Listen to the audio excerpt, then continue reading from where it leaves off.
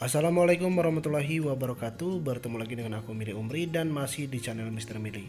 Di kesempatan ini aku mau berbagi informasi dengan kalian terkait dengan jadwal pelaksanaan tes SKDCAT dan juga ketentuan tes SKDCAT untuk instansi Kementerian Hukum dan Hak Asasi Manusia.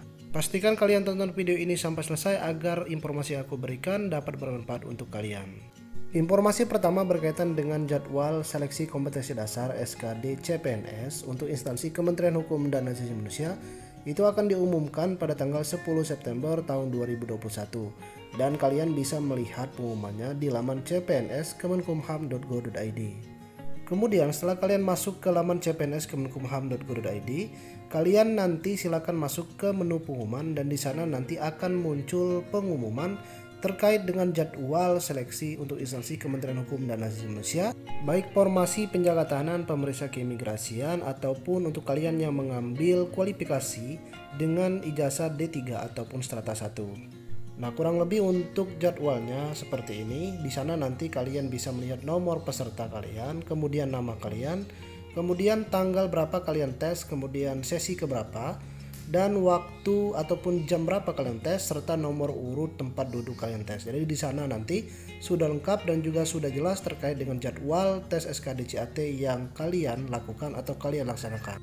Kemudian terkait dengan dokumen yang wajib kalian bawa saat ujian tes SKDCAT, yang pertama adalah KTP atau kartu tanda penduduk asli, ataupun bagi kalian yang menggunakan surat domisili silakan kalian bawa saat tes ujian SKD nanti.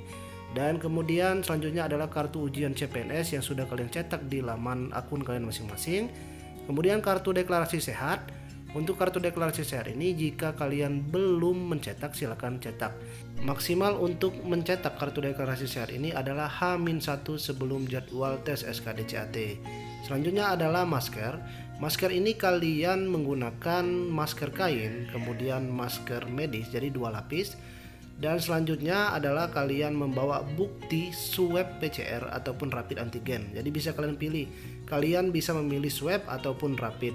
Dan terakhir adalah sertifikat vaksin. Untuk sertifikat vaksin ini diwajibkan bagi 3 pulau, yakni Pulau Jawa, Pulau Bali, dan juga Pulau Madura. Kecuali ataupun di luar dari 3 pulau tersebut tidak diwajibkan untuk kalian melampirkan sertifikat vaksin.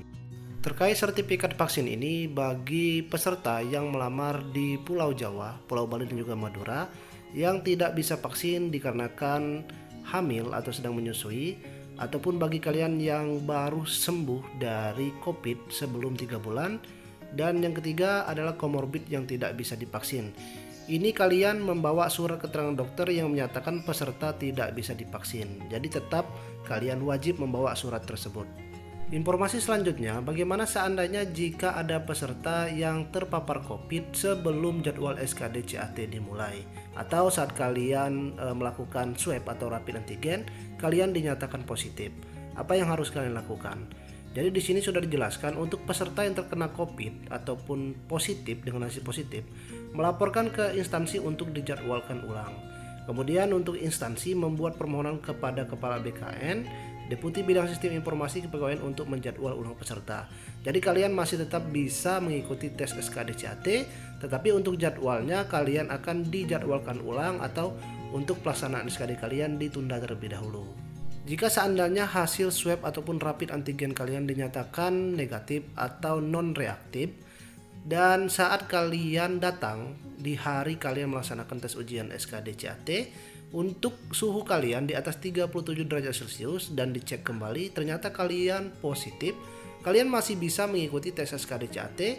Nanti kalian akan dipisahkan atau ditempatkan di ruangan khusus untuk kalian melaksanakan tes SKDCAT. Jadi tidak dijadwalkan ulang. Selanjutnya terkait dengan pakaian yang kalian gunakan saat tes SKDCAT nantinya, ini sudah jelas ya. Untuk pria ataupun wanita memakai kemeja putih polos lengan panjang dan juga berkerah. Kemudian untuk celananya, ini kalian menggunakan celana ataupun bagi wanita menggunakan rok berwarna hitam dan juga berbahan dasar, bukan celana jeans ataupun lepis. Dan untuk wanita bisa menggunakan celana, atau bagi kalian yang tidak memiliki rok bisa kalian menggunakan celana tetapi tetap berwarna hitam. Untuk sepatu ini kalian menggunakan sepatu formal berwarna hitam atau PDH ataupun sepatu pantofel. Bukan kalian menggunakan seperti sepatu mau lari atau seperti mau jogging atau mau pergi mendaki, itu tidak dibenarkan. Karena dari pengalaman ada peserta dari tahun-tahun sebelumnya menggunakan sepatu yang tidak sesuai ketentuan, jadi disuruh panitia untuk pulang ataupun mengganti sepatunya. Selanjutnya ada juga yang bertanya berkaitan dengan rambut. Rambut ini bagi pria silahkan kalian rapikan saja, jadi tidak usah kalian cepak ataupun kalian botakan. Dan untuk wanita, jilbab silahkan kalian sesuaikan dan juga berwarna hitam. Bagi yang tidak mengenakan jilbab, rambutnya silahkan dirapikan atau dikuncir saja. Kemudian kita bahas sedikit terkait dengan soal yang nanti akan diujikan dalam tes SKDCAT.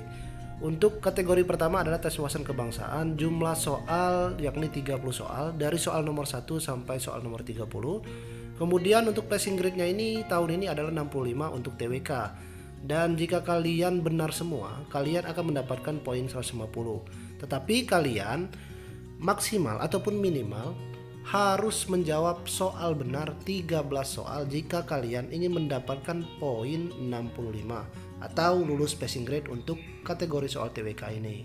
Kemudian untuk kategori selanjutnya adalah soal tes intelijensi umum atau TIU. Untuk jumlah soalnya yakni 35 soal dari soal nomor 31 sampai soal nomor 70. Passing grade tahun ini untuk TIU adalah 80 poin. Dan kalian wajib menjawab soal benar adalah 16 soal jika kalian ingin lulus passing grade untuk kategori soal TIU ini. Dan jika kalian menjawab soal benar semuanya, untuk poin maksimalnya adalah 175 poin untuk kategori soal TIU ini. Dan kategori soal terakhir adalah tes karakteristik pribadi atau TKP. Tahun ini jumlah soalnya ada penambahan sebanyak 45 soal, yang tahun kemarin hanya 40 ataupun 35 soal. Tetapi tahun ini ada 10 penambahan soal yakni tentang radikalisme. Jadi jumlah soal tahun ini adalah 45 soal. Untuk passing grade-nya 166 poin. Dan jika kalian menjawab soal untuk karakteristik pribadi ini atau TKP ini semuanya benar, poin maksimal yang kalian dapatkan adalah 225 poin. Tetapi jika kalian ingin lulus passing grade untuk kategori soal TKP ini, kalian minimal menjawab soal TKP ini dengan benar 34 soal, wajib kalian mendapatkan poin 5. Jadi untuk kategori soal TKP ini memang berbeda penilaiannya dengan soal kategori TWK ataupun TIU. Karena untuk kategori TKP ini setiap jawabannya memiliki poin, dan jawaban yang paling tinggi mendapatkan 5 poin dan jawaban yang terendah mendapatkan 1 poin. Dan terakhir untuk materi yang diujikan dalam ujian tes SKD CPNS tahun 2021 ini, untuk kategori TWK ada soal ataupun materi nasionalisme, integritas, bela negara, pilihan negara, juga bahasa Indonesia. Untuk TIU ada kemampuan verbal, kemampuan numerik, dan juga kemampuan figural. Dan terakhir untuk kategori soal TKP ini adalah pelayanan publik, jejaring kerja, sosial budaya, TIK, profesionalisme, dan juga penambahan yakni tentang anti radikalisme. Nah, untuk kalian yang ingin melihat bagaimana pengalaman aku dulu saat mengerjakan tes SKDCAT, silakan kalian tonton videonya. Jadi sudah aku buatkan, semoga video itu bisa menginspirasi kalian ataupun membantu kalian dalam menjawab soal tes SKDCAT nantinya. Selamat berjuang untuk kalian, tetap semangat, dan aku doakan semoga kalian lulus menjadi CPNS tahun 2021 ini. Nantikan video aku selanjutnya. Bagi kalian yang belum subscribe, bantu subscribe channel ini. Dan aku akhiri, wassalamualaikum warahmatullahi wabarakatuh. Sebelum itu aku mau rekomendasikan ke kalian bimbel CPNS online nomor 1 di Indonesia. Langsung aja kalian klik link yang ada di deskripsi. Dan juga jika kalian mencari buku CPNS dengan kisi-kisi dan pembahasan terbaru, silakan kalian DM ke IG aku Mili Umri atau klik link yang ada di deskripsi.